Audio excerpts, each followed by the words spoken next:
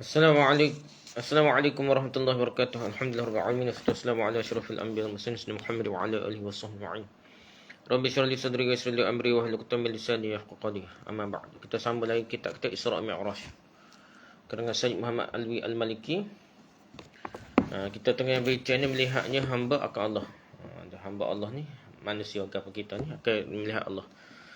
Terdapat perbahasan dalam kalangan ulama mengenai masalah melihatnya Nabi SAW akan Allah pada malam Isra' Mi'raj. Dan perbezaan pendapat yang ada tertahan itu sebagaimana yang telah kita sebut bicara sebelum ni.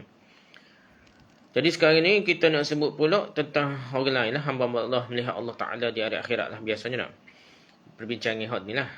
Melihat Allah ni Nabi je. Nampak tak nampak sahabat biasa pendapat ni, hak ni manusia lain lah, makhluk lain lah. Imam Nawawi mengatakan, ketahuilah bahawa menurut mazhab ahli sunnah melihat Allah adalah sesuatu yang mungkin dapat terjadi. Bukan mustahil, mungkin. Bukan sesuatu yang mustahil menurut akal. Mereka bersepakat bahawa hal itu juga akan terjadi di akhirat nanti. Dan bahawa kaum mukmin akan dapat melihat Allah SWT. Sedangkan orang kafir tidak dapat melihat Allah. Tetapi beberapa kelompok dari kalangan Mu'tazilah, Khawarij dan sebahagian kaum Murji'ah beranggapan bahawa Allah SWT tidak dapat dilihat. Mu'tazilah, Khawarij, Murji'ah. Sebahagian Murji'ah. Allah tidak dapat lihat, mereka kata Allah SWT tidak dapat lihat oleh seorang dari makhluknya, dan bahawa bahawa melihat Allah adalah sesuatu yang mustahil secara akal. Hukum akal ni. Hukum akal ni untuk guru muallim yang awal ni, Aristotle lah, Plato Seman. Tapi masuk dalam dunia Islam ni. Dia kira pemikiran secara saintifik cara memikir gitu ni. Sistem kaedah berfikir yang dicipta oleh tamadun ni bawa dalam dunia Islam. Gitulah masalahnya. Apa yang mereka katakan ini adalah kesalahan yang nyata lah, dan ketidaktahuan yang buruk. Dan dari kitabullah, sunnah, ijma' sahabat dan orang-orang sudah mereka telah jelas memastikan bahawa orang yang mukmin akan dapat melihat Allah Ta'ala di akhirat nanti. Hal itu telah diriwayatkan oleh sekitar 20 orang sahabat dari Rasulullah SAW. Hadis tu sampai tahap mutawatir. Ayat-ayat Quran tentang hal itu juga sangatlah terkenal. Sedangkan terhadap sanggahan-sanggahan dari orang yang mengingkari hal itu, ada beberapa jawapan yang terkenal yang terdapat dalam kitab-kitab para ahli ilmu kalam lah dari kalangan Ahlussunnah. Kalau kira terkenal tu ya gini lah, setengah ulama ni sebenarnya ilmu kalam ni dibenci oleh peringkat awal dah, oleh ulama-ulama pak mazhab ke apa ni. Tapi kadang-kadang ulama kata ikut hadis ni, cara dia jawab pun gitulah, betul persoalan setengah orang kata dia tidak panjang perbahasa dia, jawab setara tu je. Lepas tu ulama kedua ni ia bersangka baik dengan ilmu kalam lepas tu dah, tidak seperti zaman awal pak mazhab ada 200 hijrah 300 hijrah. Sampai ulama kedua tu dia jadi bersangka baik, menyerap masuk dah ilmu kalam ni dalam ulama Ahlussunnah Jemaah, mula terima, jadi hak itulah timbul lah. Tapi gitulah dari timbul tu ada terima tu dengan keadaan lampau jugalah. Walaupun masih kita kata golongan ahli sunnah, tapi dibincang detail sangat dah. Allah buat tempat. Dia tempat ni makhluk, Allah tidak bertempat. Dia bincang gitu ya, lagi sampai tahap tu dah. Sedangkan benda tidak dibincang dalam keadaan Al-Quran sunnah dulu tak ada bincang tempat ni Allah buat gana ke gana dah. Kalau kata Allah buat tempat, memanglah Allah tidak bertempat. Masalah bukan Allah kata di langit lah, tak sedap bincang lah tempat bagi Allah. Kalau tempat tu makhluk ke apa dah. Mana Allah bergantung dengan tempat makhluk. Betul lah situ. Tapi bincang detail tu menyebabkan ia akan jadi sampai tahap tu dah. Tak apalah, lah ni pun gitulah. Ada ulama ni dia guna juga, dia bersangka baik dengan ilmu kalam ni. Di kalangan Ahlussunnah gitulah katalah. Pendapat-pendapat mereka lain juga terdapat dalam kitab-kitab ilmu kalam, tapi kami tidak perlu menyebutkan di sini. Mengenai masalah melihat Allah di dunia, telah kami sebutkan bahawa itu sesuatu yang mungkin juga. Tetapi majoriti mutakallimin dan kalangan salaf maupun khalaf berpendapat bahawa hal itu tidak terjadi di dunia. Terjadi di dunia. Jadi majoriti ni kata gitu dah. Imam Abdul Qasim Al-Qushairi dalam risalahnya terkenal, Risalah Al-Qushairiyah. Ni kitab tasawuf ni. Imam Qushairi ni ada kata tulis banyak, kita tidak. Itu tak Yusuh ni dah lain tu tak banyak, tak tahulah ada ke tak ada. Kalau ada mestilah ada, tinggal so dua paling kurang suhu dak dah. Jadi hak suhu dia so kita Risalah Qushairiyah. Menyebutkan dari Imam Abu Bakar bin Fawra bahawa Ada ulama Asy'ariyah dah. Bahawa dalam masalah disebutkan ada dua pendapat dari Abu Hasan Asy'ari ni. Abu Hasan Asy'ari tu guru pada Ibn Farrukh ni. Cuma dia bawa ni kita tengok ni banyak ilmu kalam dalam macam Mu'tazilah, kita tengok pembawa Ibn Farrukh ni. Gitu tak apalah. Menurut salah satu pendapatnya hal itu terjadi, sedangkan menurut pendapat lainnya tidak terjadi. Kemudian Al-Haq menyatakan bahawa melihat itu adalah suatu kekuatan yang Allah jadikan pada makhluknya. Ahli kebenaran mengatakan melihat itu suatu kekuatan yang Allah jadikan pada makhluknya. Dalam hal itu tidak disyaratkan adanya cahaya yang menghubungkan. Itu perlu cahaya macam kita ni melihat dengan cahaya dah. Lepas tu ada bincang pula cahaya halus ni cahaya infrared. Kalau tak ada cahaya tak nampak langsung ni. Mengikut ilmu fizik biasa ni zahir dah. Sedangkan ada perbincangan ada nampak dengan gelombang ada lagi. Tu fizik lagi tu. Tidak kira gaib lagi tu kan. Tak apalah kita kata dah. Tidak disyaratkan ada cahaya menghubungkan, tidak disyaratkan berhadapan dengan yang dilihat. Tengok tu tidak mesti duduk toko depan dah. Macam kita lah ni handset ni. Saya nampak. Kalau saya ceramah ni orang nampak tidak mesti duduk depan dah. Duduk jauh dah. Duduk rumah saja. Gitulah kita ni nak.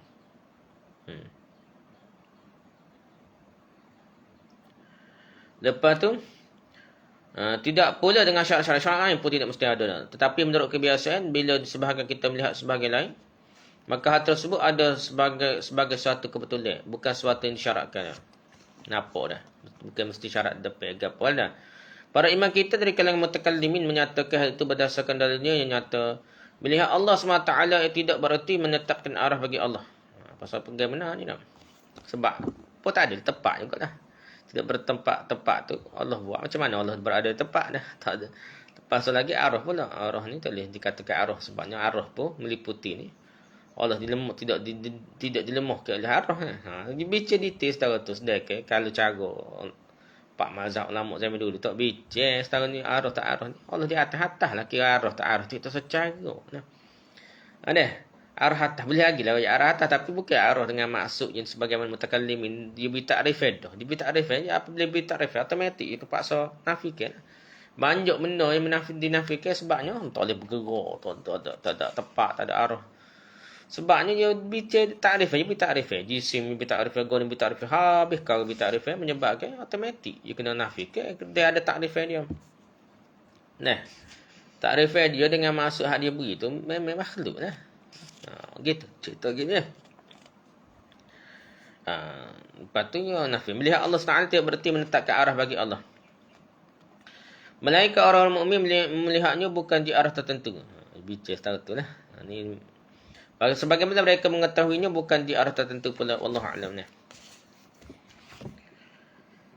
Guru dari para guru kami Syekh Muhammad Amin Al-Qurdi ni lah. Syekh Muhammad Alwi Al-Maliki ni lah. Telah menulis untuk guru dia lah. Telah menulis suatu perbahasan tentang hal itu. Berikut ini kami kutip ringkasan yang memadai dari tulisannya.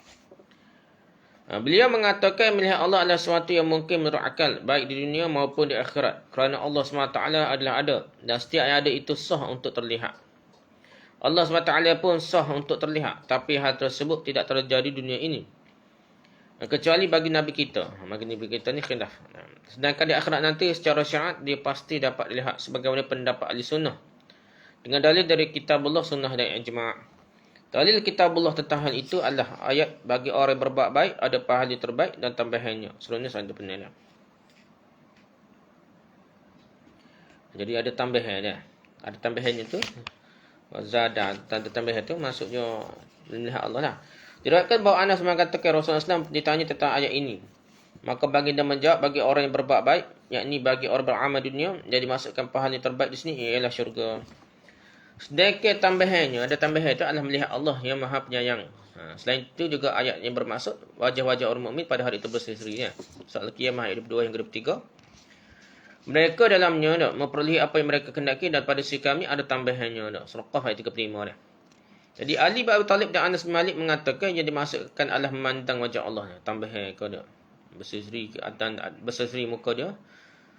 Lepas tu ada tambahan tu maksud melihat memandang wajah Allah. Dengan demikian ayat ini menyatakan dengan jelas bahawa Allah SWT dapat dilihat dengan mata kepala di akhirat.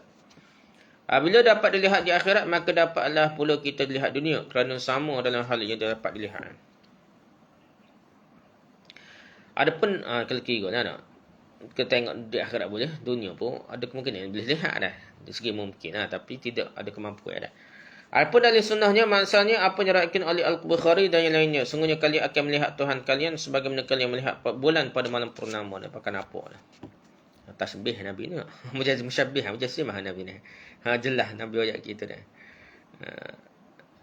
Tasbih penyerupaan di sini adalah dalam hal melihatnya dah. Yang ini tidak ada keraguan, bukan dalam hal yang dilihatnya dah. Bukan bulan tu gitu betul nah. Tapi nak nyabuinya seolah macam ada arah juga dah. Nampak? Tapi gitulah. Kita kiranya tak sudah bicara tak arah tu benda tu. Bila melibatkan zat Allah SWT, kita nak berhenti takut. Laisa kamitslihi bisyai' gitu ya. Allah tidak serupa dengan gapo-gapo pun. Sedangkan dalam ijma'nya adalah bahawa para sahabat dan orang sudah mereka sepakat bahawa di akhirat nanti hal itu yang melihat Allah akan terjadi. Imam Malik mengatakan kerana para musuhnya dihijab sehingga tidak dapat melihat Allah, maka ia tampak bagi para walinya, wali Allah ni, sehingga mereka dapat melihat Allah. Seandainya orang-orang mukmin tidak dapat melihat Tuhan mereka pada hari kiamat, maka Allah tidak mencela orang kafir dengan terhalangnya mereka untuk melihat Allah. Allah Ta'ala firman, sekali-kali tidak, sesungguhnya mereka pada hari itu benar-benar terhalang dari melihat Tuhan mereka. Surah Mutaffifin ayat 15. Jadi Allah kata cara Allah nak hina ke orang kafir ni, orang tu ialah dengan cara mereka terhalang dari melihat Allah ni.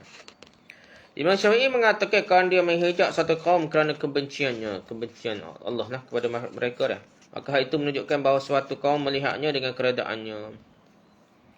Gitulah. Ni kalau bincang kali bincang detail pula. Allah redha dengan marah ni. Kerana dah sedangkan benda ni macam perbuatan makhluk dah. Bincang detail sangat dah. Redha ni seolah baru berlaku, sedangkan Allah ni ya tahu ya dulu lagi. Bincang sangat pasal zat Allah ni jadi masalah lalu. Banyak kau masalah dah.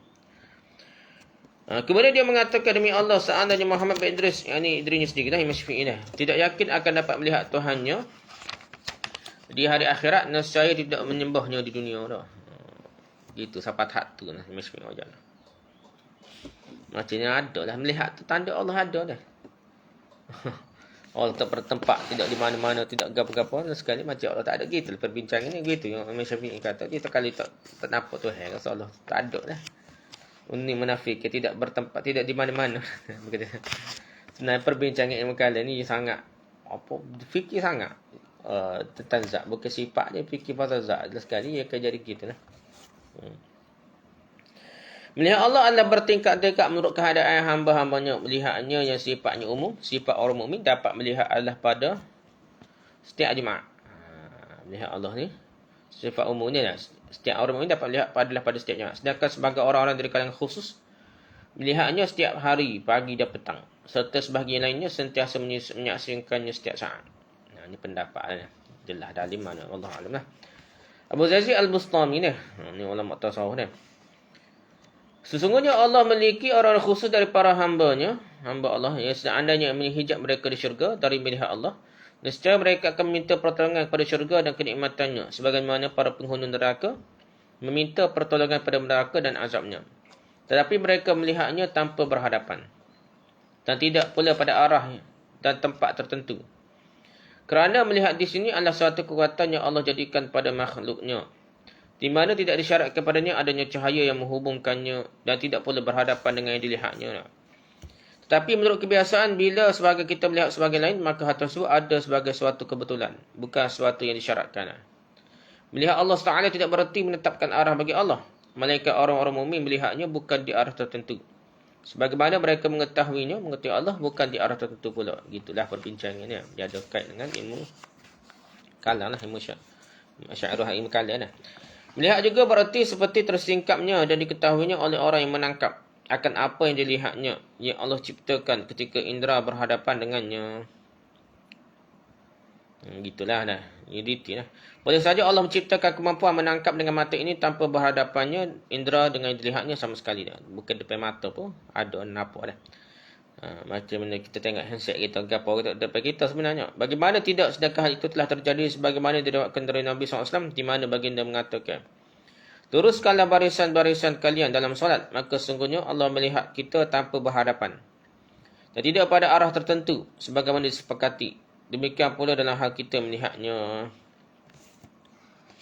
Jadi melihat adalah adanya kaitan khusus antara pihak yang melihat dan yang dilihat. Sebagaimana secara akal hal itu tidak menentukan bahawa salah satu pihak berada di satu arah tertentu. Ia juga tidak menentukan pihak yang lain berada di satu arah. Dia kata gitulah lebih kurang dah. Tapi benda yang detail lah dah. Kerana masuk ilmu kalam ke apa ni, jadi gitu lah. Kalau kira kat Nabi tak cerita, tak boleh tengok arah tertentu, kenapa boleh dah. Memanglah tidak tasbih pada boleh, semua sepakat dah. Tidak jadi nak tu apa boleh tu dah dah. Boleh tu lain, laisa kamitslihi syai' dah. Tapi masalah ni dengan arah tertentu apa Nabi tidak hurang dah. Hak mana siapa hurangnya? Ini maksudnya tradisi ilmu kalam dah. Yang mendetailkan satu perkara dah. Sedangkan Al-Quran hadis tidak membebankan fikir lebih-lebih. Arah kau tepat ke apa tak ada bicara dah benda tu ni. Sahabat-sahabat ni ada kefikir siapa arah tanpa tempat dah. Tak ada bicara, tak ada. Tak ada jadi kafir sahabat mikir gitu. Kalau benda tu tentu jadi kafir tanpa arah tanpa tempat mesti dah. Benda tu sangat serius ni. Merosakkan akidah sungguh mestilah Nabi terang. Nabi tidak biarkan agama tanpa diterangkan dah. Cuma dia bicara ilmu kalam jadi gitulah. Tak boleh bergerak lah. Adakah sifat tak boleh bergerak sifat mulia? Tidak bertempat ada kesempat mulia dia. Tapi benda tu disebabkan bicara. Tempat tu Allah buat dia kata dah. Arah ni Allah buat dah. Arah ni sifat nama. Bergerak sifat nama. Jadi benda yang bicara sebenarnya tidak boleh diterima akal orang biasa benda tu.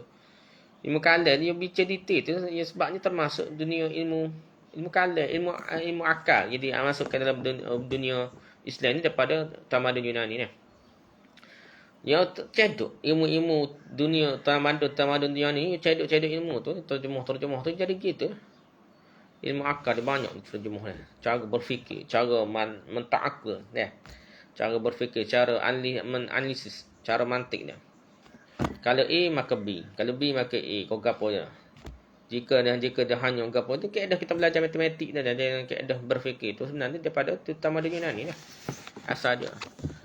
Bersangka baik asalnya, tapi kadang-kadang bersangka baik sampai kau over sangat dah. Ulama kita juga dah. Kita sangka baik dah. Tapi masalahnya kadang-kadang terima sangat dah siapa kau. Alah. Sibuk musyabbihah berjasimah. Tak boleh sebut sikit tangan Allah. Kalau tak boleh sebut sikit Allah di atas arasy. Habis. Sebenarnya ilmu akal tu ilmu daripada muallim awal Aristotle kita terima seadanya. Lah janganlah terima tu siapa nak mudah menyesatkan orang mengkafir, orang musyabbihah berjasimah kau orang dah. Takrif kita menyebabkan kita kata gitu arah tempat dah. Gitulah. Kalau benda tu sangat penting mesti Nabi ayat tak tidak berarah tidak bertempat. Tapi Nabi tak cerita ni. Allah berada di atas arah. Lepas tu ada orang tunjuk. Oh Wahabi ni dah. Pergi surga di bawah tapak kaki ibu, dia ambil gambar tu tapak kaki ibu tak muka baby. Dia telah menzahirkan dia pula jadi zahiriyah dah. Jadi Wahabi pula dah. Dia tak boleh kata kat orang gitu dah. Orang tak ada apa dah. Allah dia dekat aurat leher dah. Bukan masa Allah duduk dekat situ sungguh dah. Maksudnya ilmu Allah. Orang yang dulu zaman Nabi, zaman sahabat dulu duduk syarah dah, faham belaka dah. Gitu juga apa tapak kaki ibu dah. Benda tu majas semua orang faham. Automatik. Masalah hak lain ni hak melibatkan zat Allah SWT. Faham seadanya jangan dia hurang lebih lah. Itu ceritanya. Melihat juga seperti menangkap memahami dah.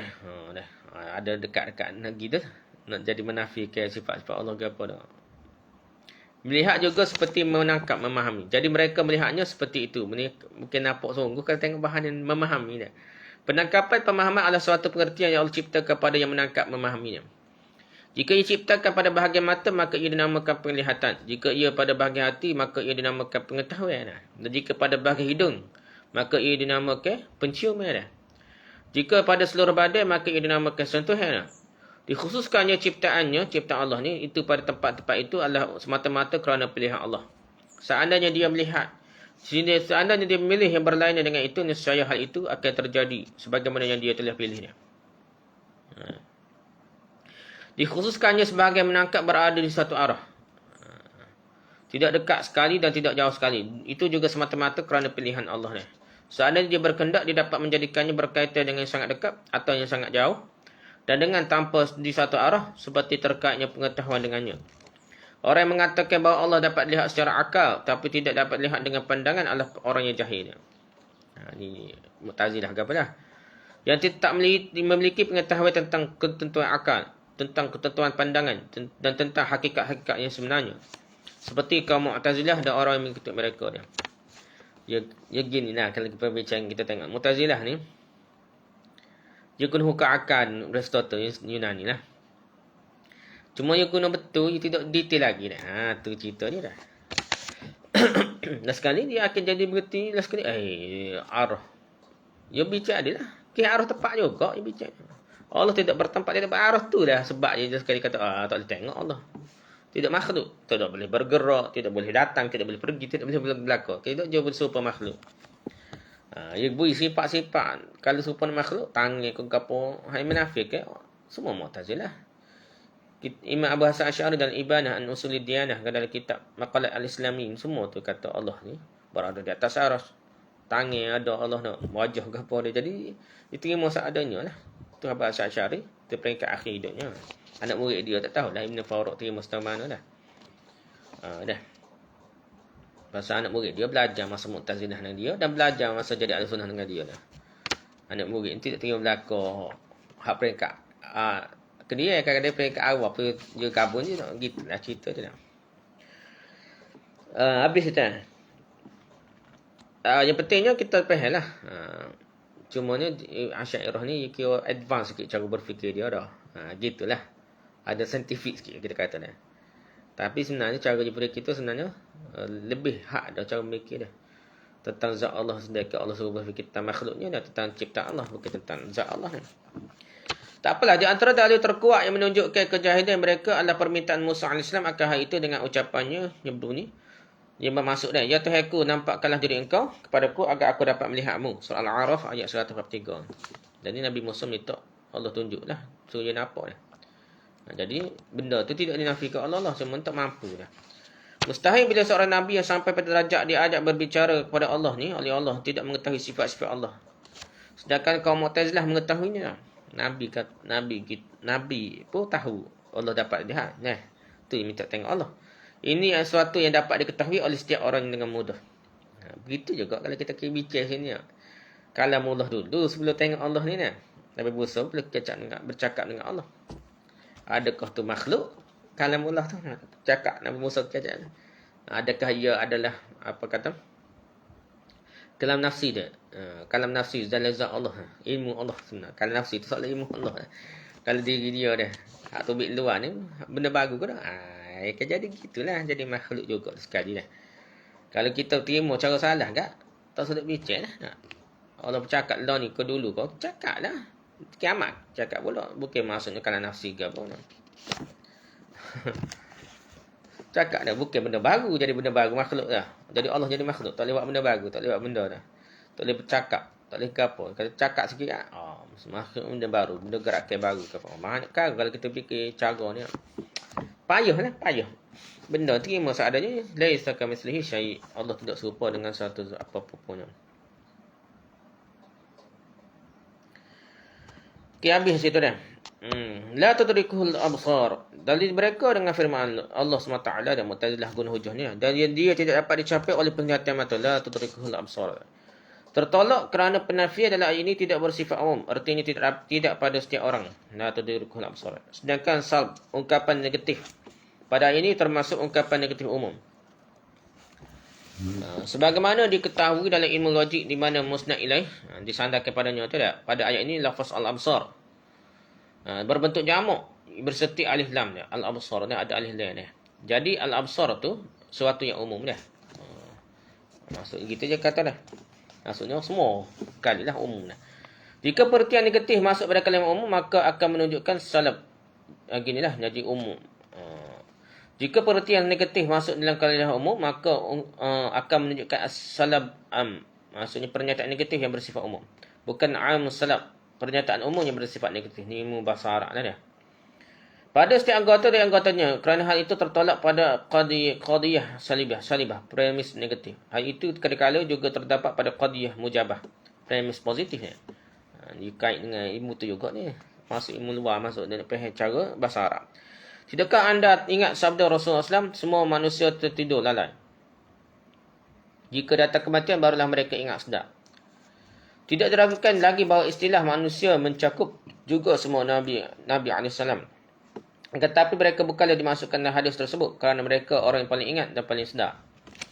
Dari hadis ini dapatlah difahami bahawa apabila manusia telah meninggal dunia dan meninggalkan bagi mereka di dunia yang fana ini, maka terbukalah bagi mereka tirai-tirai dari alam yang penuh cahaya. Lepas mati pun nampak. Inilah kehidupan sebenar dah. Bukan kehidupan dalam dunia ni, tipu je. Bahkan ini menjadi dalil bagi kita dan menunjukkan bahawa Allah SWT menafikan bahawa manusia secara umum dapat mencapainya. Lalu terdapat perkhususan hal itu di dunia ini bagi kasihnya yang terpilih dan di akhirat bagi semua orang beriman. Sekalipun keumuman pernyataan negatif ini dapat diterima, maka hal ini juga tertolak kerana makna idrak di sini pengertiannya bukan melihat secara mutlak.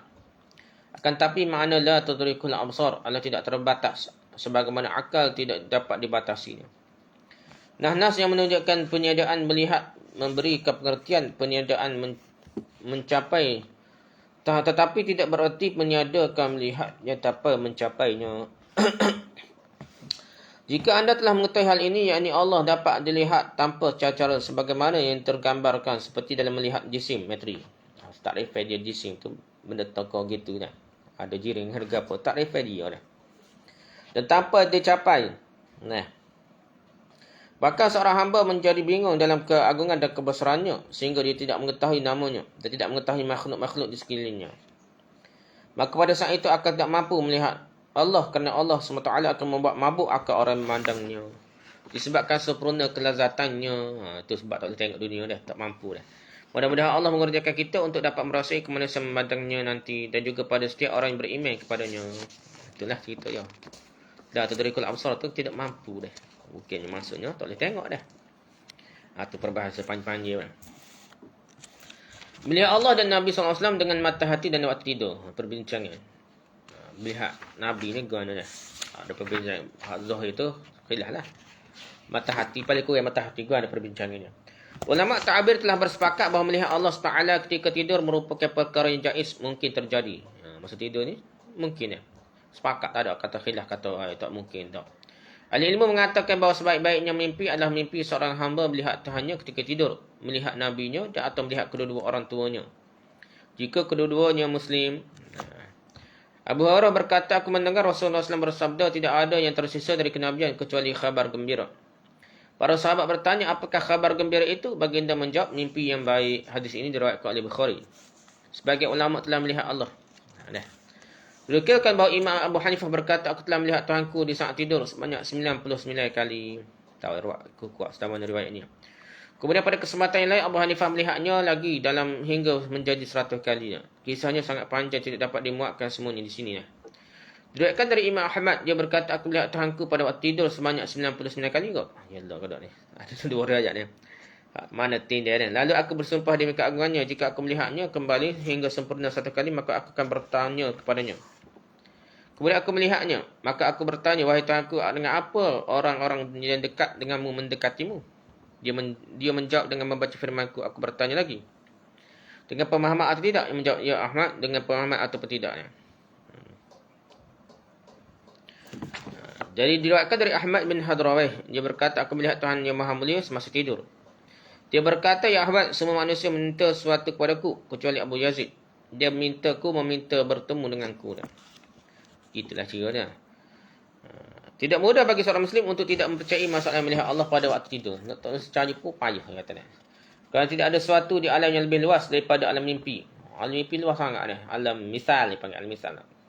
Kerana dia dengan hakikatnya menentukan segala sesuatu dan tidak dengan yang sebenarnya. Dia dapat menggambarkan pada anda apa-apa yang benar-benar tidak ada. Yang mustahil maupun yang wajib.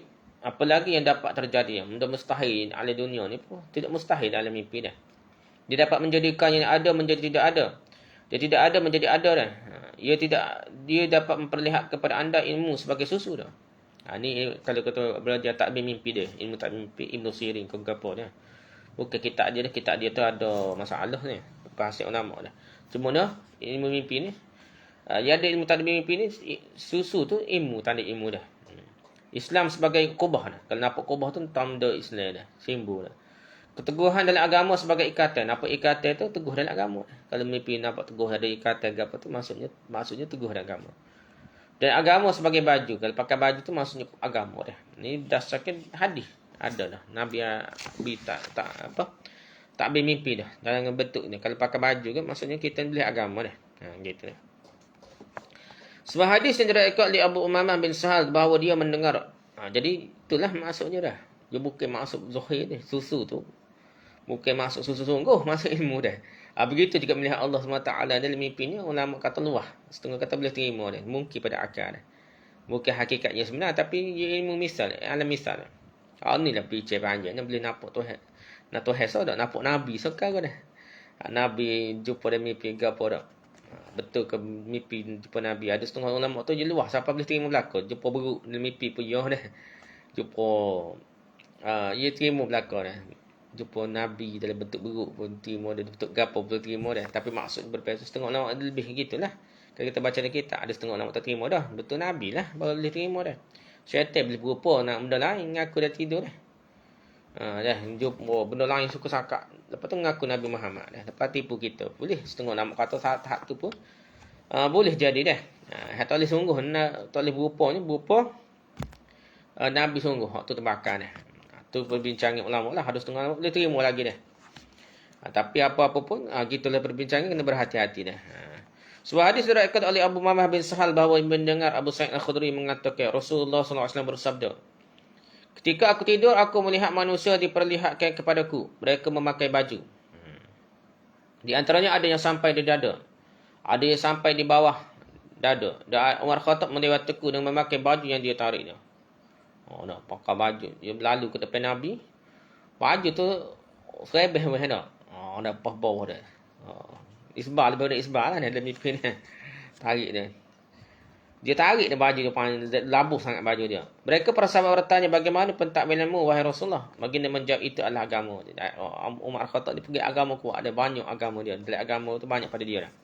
Hadis ini riwayat oleh Bukhari, agama adalah sesuatu yang tak memiliki bentuk dan gambaran, tapi baju dijadikan sebagai model baginya dah. Model bagi ilmu lah, bagi agama lah.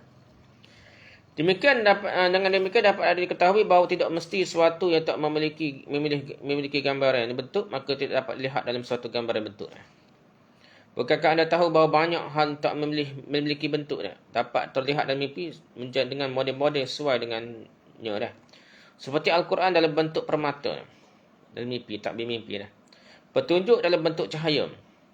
Nampak cahaya dalam mimpi tu maksud petunjuk. Dan kesihatan dalam bentuk kebutaan. Nampak buta, berasa buta tu. Tu benda je sesak dia. Siapa yang mengatakan bahawa Allah tidak dapat dilihat dalam tidur, kerana apabila orang yang tidur melihat Allah berarti dia berbentuk. Jadi serupa makhluk. Tajisim, jisim, mujassim, hujasibah. Musyabihalah dah, tajisim ke apa dah. Padahal Tuhan tidak memiliki bentuk. Tidak memiliki perumpamaan dan tak memiliki sesuatu yang serupa. Itu adalah sama berarti salah. Ya salah. Salah katalah. Ini kerana sesuatu yang serupa itu mensyaratkan adanya kesamaan dalam semua sifatnya. Pula dah. Seperti dua inti di mana masing-masing sama dengan yang lain dalam segala hal. Kalau terima ulama salah ke mudah kalau kita bicara ini nak. Sama. Hal lain halnya dengan perumpamaan. Kalau sebut dalam hal ini tidak disyaratkan adanya kesamaan dalam segala hal. Kalau terima ke hadis Nabi, kalau Nabi kat Al-Quran sebut tangan, wajah apa terima seadanya, okey. Macam terima dalam mimpi ni gimana? Tak boleh kah? Allah tidak serupa dengan makhluk. Laisa kamitslihi bisyai. Lepas tu lam yakul lahu kufuwan ahad. Gapo dah terima hak tu adakah mudahnya. Tapi dia hak tu nak detail sikit dia. Hak mimpi ni tak payah detail dah. Boleh terima kerana alam misal lain dah. Melainkan ada sedikit saja kesamaan telah dapat digunakan sebagai perumpamaan. Dah. Allah Ta'ala berfirman yang maksud sungguhnya perumpamaan kehidupan dunia itu adalah seperti air hujan yang kami turunkan dari langit. Surah Yunus ada berapa dah. Perumpamaan kehidupan dunia. Kehidupan adalah sesuatu yang tidak ada gambarannya sama sekali dan bentuknya, sedangkan air memiliki gambaran dan bentuk dah. Jadi Allah samakan dari segi air dah. Juga firman Allah bermaksud perumpamaan cahaya Allah adalah seperti sebuah lubang yang tidak tembus yang di dalamnya ada pelita besar. Surah An-Nur ayat 35 dah.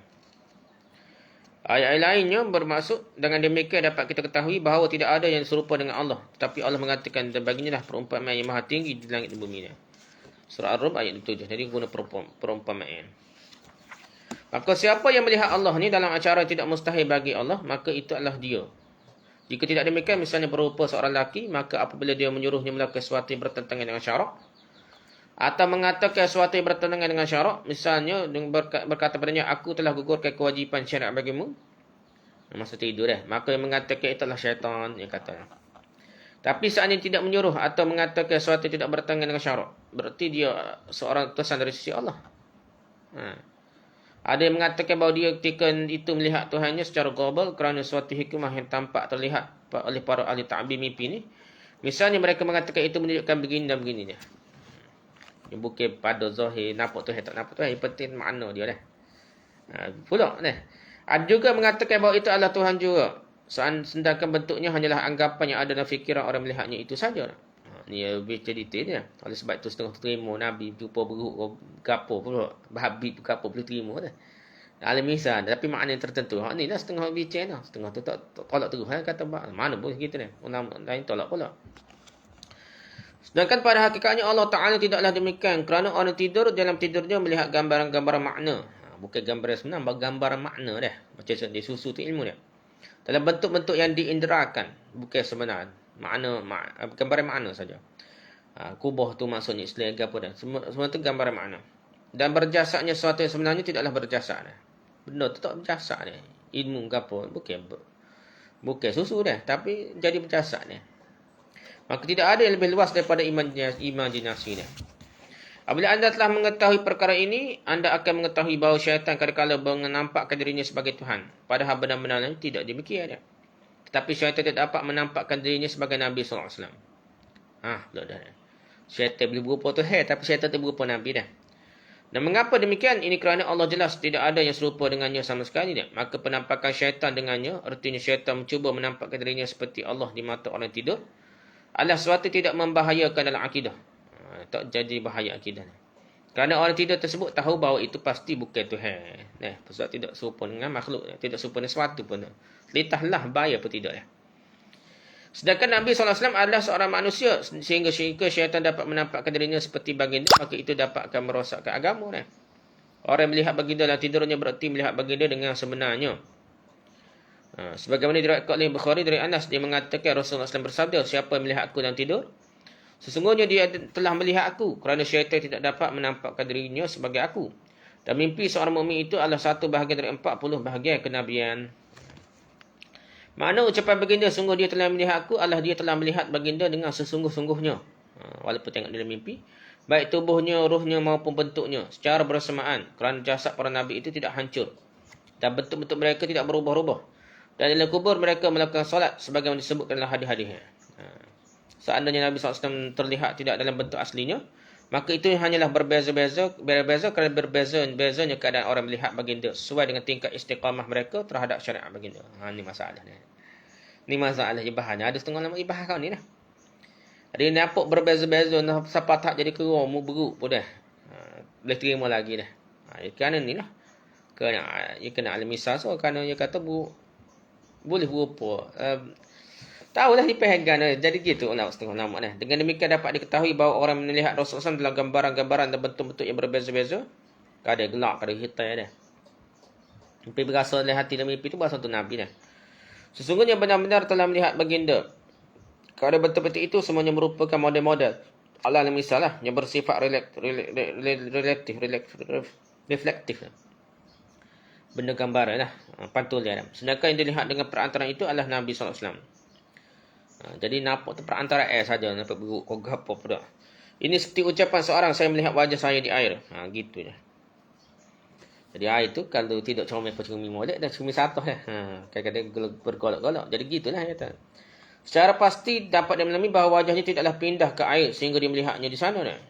Melainkan maknanya adalah saya melihat hakikat wajah saya dengan perantaraan modelnya di air. Jadi model merupakan perantara yang tak memiliki hakikat yang sebenarlah sampai terlihat dengan zatnya dia. Jadi anda dengan perantaraan model tersebut, pantauan model tersebut dia, itu merupakan salah satu keajaiban kekuasaan Allah Ya, tidak hanyalah bentuk di mana Allah tampak kepada anda, wajah anda dengan perantara model tersebut. Itu merupakan salah satu keajaban kekuasaannya. Itu tidak dapat dicerna oleh pemahaman manusia. Gitulah peribahasa dia. Jadi kita bolehlah kata nampak Allah. Dah nampak Nabi. Tapi kena berhati-hati. Jangan kaedah jangan lepas daripada syariat lah. Jangan ajar baru gitulah. Ulama bersangka baik dengan kaedah ni lah. Kaedah alam misal tidak sama dah. Susu tu ilmu dah. Bahkan Allah. Bukan sebenar tu boleh. Macam tertentu jumpa dah. Berupa tertentu berupa. Begitu juga Rasulullah ni. Dia kata dah. Ada kadang mimpi jumpa Nabi ni. Cuma tu betul. Kita ni tak boleh lah jadi muktamad. Dia hanya berita gembira sikit. Ni kalau jumpa Nabi ke Rasul kata gapo. Dia hanya berupa gembira. Tidak jadi syariat dah. Tidak jadi satu hukum. Ni orang tu dia politik dia. Bala gapo mimpi orang kafir tu. Jumpa sama Nabi dalam mimpi dia. Betul kau berlawak kau rasa. Dan jadi kadang-kadang yellow kau tak rasa. Jadi kadang-kadang kalau nampak tu nak jatuh orang, nak hina orang, jatuh hukum ni. Dengan mimpi tu nampak ni. So mungkin berlawak, so mungkin saya tengok. Lalu ke dia dah. Macam-macam mungkin yang berlaku dah. Apalah itulah perbincangan melihat Allah. Subhanakallah wa hamdika, subhanakallah wa hamdika, subhanakallah wa hamdika, asyhadu an la ilaha illa anta, astaghfiruka wa atubu ilaik. Assalamualaikum warahmatullahi wabarakatuh.